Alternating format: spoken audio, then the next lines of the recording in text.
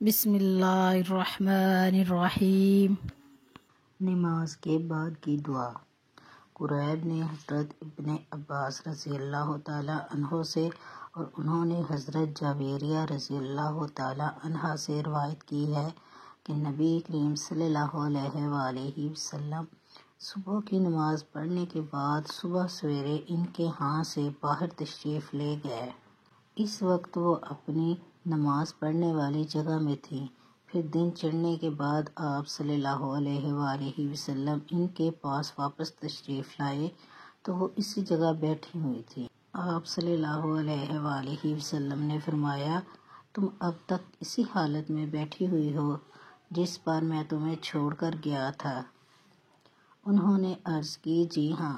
نبی کریم صلی اللہ علیہ وآلہ وسلم نے فرمایا، تمہارے ہاں سے جانے کے بعد میں نے 4 کلمے 3 بار کہے ہیں، اگر ان کو ان کے ساتھ تولا جائے جو تم نے آج کے دن اب تک کہا ہے تو یہ ان سے وزن میں بڑھ جائیں۔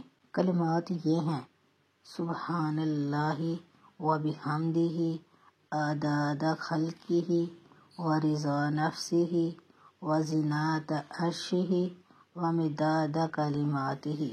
پاکیزگی ہے اللہ کی اور اس کی تعریف کے ساتھ، جتنی اس کی مخلوق کی گنتی ہے اور جتنا اس کو پسند ہے، اور جتنا اس کے عرش کا وزن ہے اور جتنا اس کلمات کی سیاہی ہے۔